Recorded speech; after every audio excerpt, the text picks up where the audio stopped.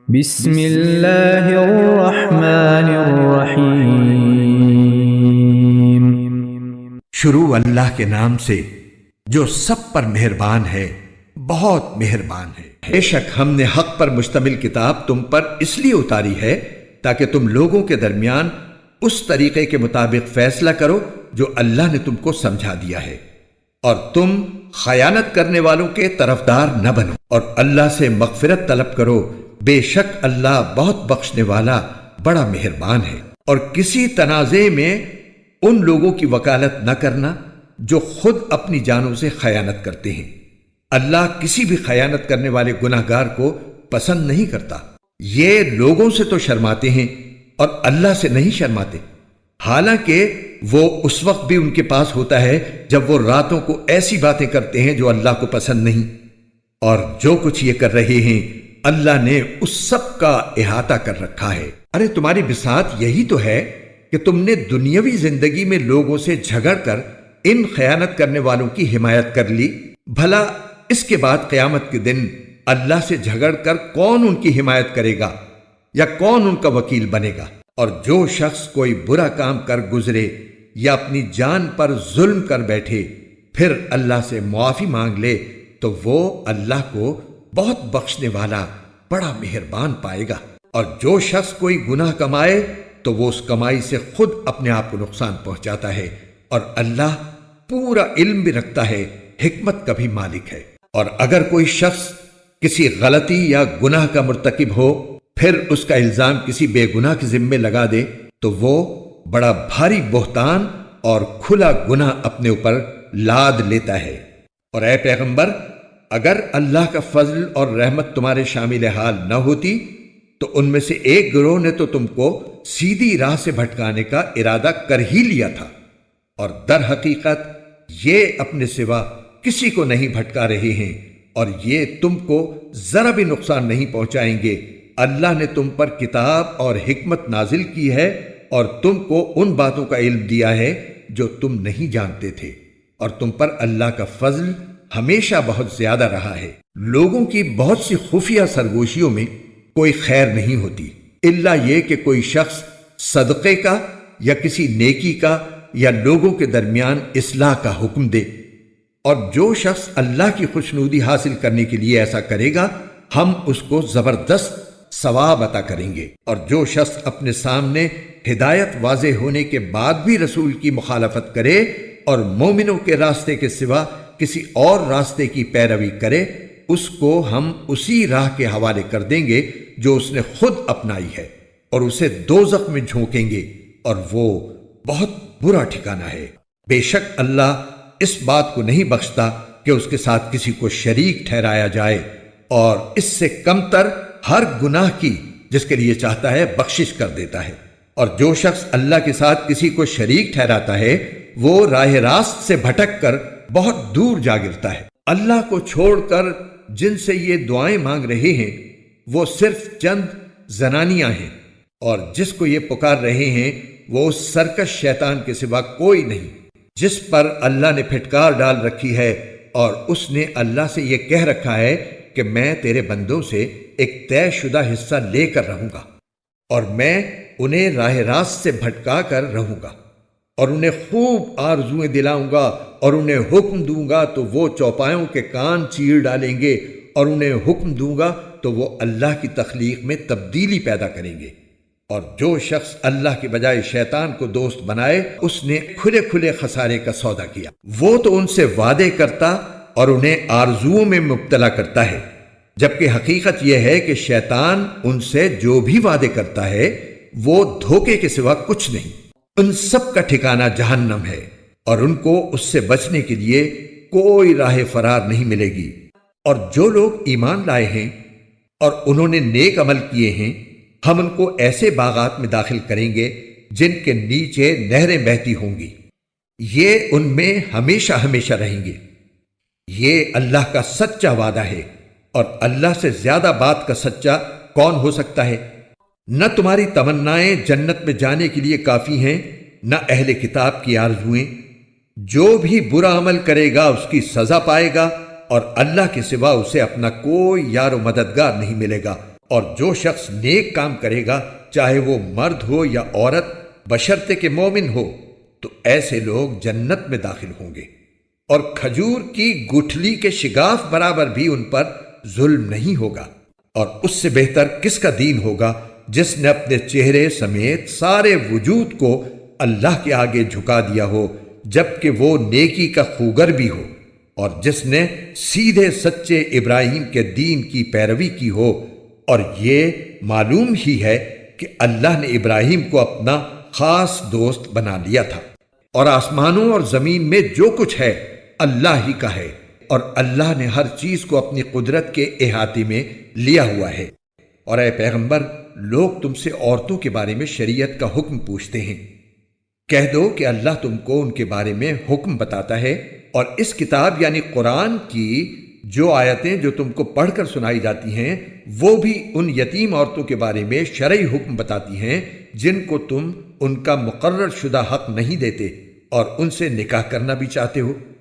نیز کمزور بچوں کے بارے میں بھی حکم بتاتی ہیں، اور یہ تاکید کرتی ہیں کہ تم یتیموں کی خاطر انصاف قائم کرو، اور تم جو بھلائی کا کام کرو گے اللہ کو اس کا پورا پورا علم ہے۔ اور اگر کسی عورت کو اپنے شوہر کی طرف سے زیادتی یا بیزاری کا اندیشہ ہو تو ان میاں بیوی کے لیے اس میں کوئی مذائقہ نہیں ہے کہ وہ آپس کے اتفاق سے کسی قسم کی صلح کر لیں، اور صلح کر لینا بہتر ہے۔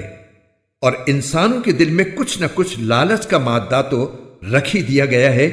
اور اگر احسان اور تقوی سے کام لو تو جو کچھ تم کرو گے اللہ اس سے پوری طرح باخبر ہے۔ اور عورتوں کے درمیان مکمل برابری رکھنا تو تمہارے بس میں نہیں، چاہے تم ایسا چاہتے بھی ہو،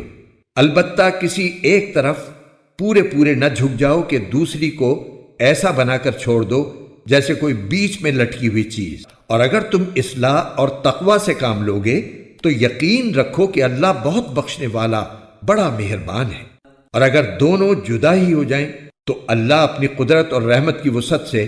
دونوں کو ایک دوسرے کی حاجت سے بے نیاز کر دے گا۔ اللہ بڑی وسعتوں والا بڑی حکمت والا ہے۔ اور آسمانوں اور زمین میں جو کچھ ہے اللہ ہی کا ہے۔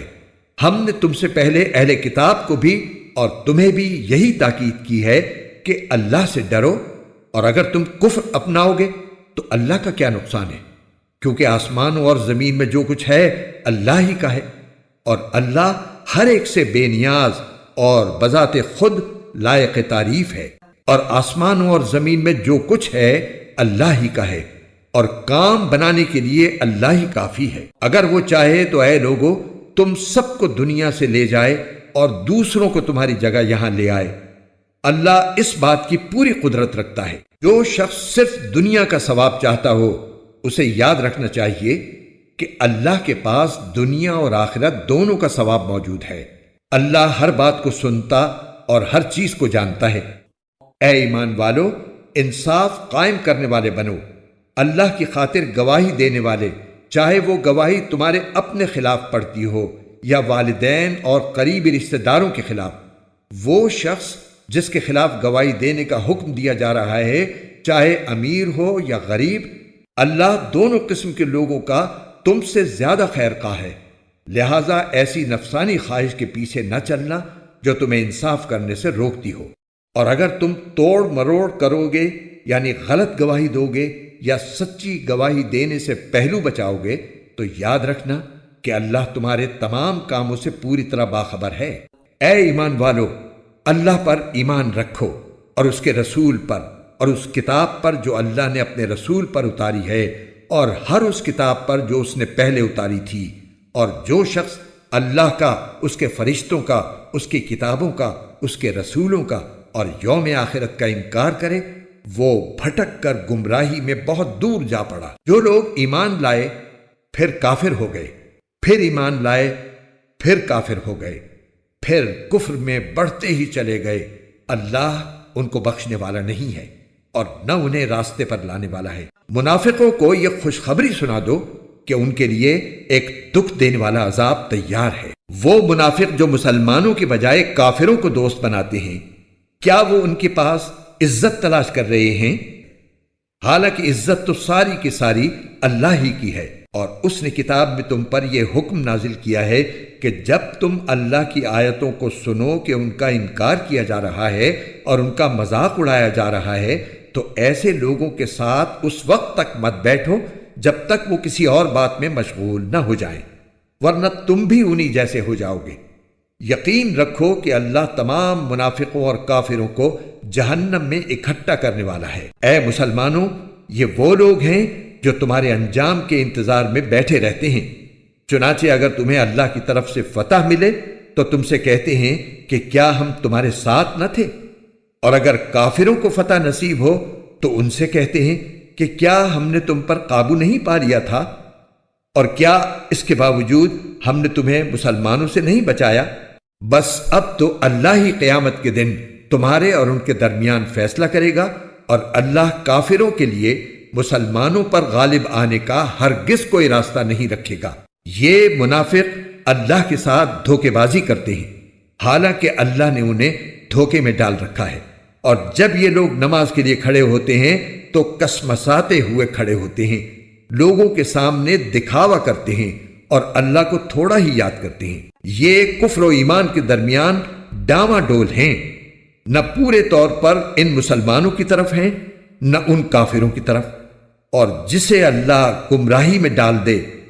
تمہیں اس کے لیے ہدایت پر آنے کا کوئی راستہ ہرگز نہیں مل سکتا۔ مسلمانوں کو چھوڑ کر کافروں کو دوست مت بناؤ۔ کیا تم یہ چاہتے ہو کہ اللہ کے پاس اپنے خلاف یعنی اپنے مستحق عذاب ہونے کی ایک کھلی کھلی وجہ پیدا کر دو؟ یقین جانو کہ منافقین جہنم کے سب سے نچلے طبقے میں ہوں گے، اور ان کے لیے تم کوئی مددگار نہیں پاؤ گے۔ البتہ جو لوگ توبہ کر لیں گے، اپنی اصلاح کر لیں گے، اللہ کا سہارا مضبوطی سے تھام لیں گے اور اپنے دین کو خالص اللہ کے لیے بنا لیں گے تو ایسے لوگ مومنوں کے ساتھ شامل ہو جائیں گے، اور اللہ مومنوں کو ضرور اجر عظیم عطا کرے گا۔ اگر تم شکر گزار بنو اور صحیح معنی میں ایمان لے آؤ تو اللہ تمہیں عذاب دے کر آخر کیا کرے گا؟ اللہ بڑا قدردان ہے اور سب کے حالات کا پوری طرح علم رکھتا ہے۔ اللہ اس بات کو پسند نہیں کرتا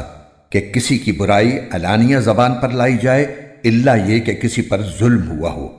اور اللہ سب کچھ سنتا ہے، ہر بات جانتا ہے۔ اگر تم کوئی نیک کام اعلانیہ کرو یا خفیہ طور پر کرو یا کسی برائی کو معاف کر دو تو بہتر ہے، کیونکہ اللہ بہت معاف کرنے والا ہے، اگرچہ سزا دینے پر پوری قدرت رکھتا ہے۔ جو لوگ اللہ اور اس کے رسولوں کا انکار کرتے ہیں اور اللہ اور اس کے رسولوں کے درمیان فرق کرتے ہوئے کہتے ہیں کہ کچھ رسولوں پر تو ہم ایمان لاتے ہیں اور کچھ کا انکار کرتے ہیں، اور اس طرح وہ چاہتے ہیں کہ کفر اور ایمان کے درمیان ایک بیچ کی راہ نکال لیں،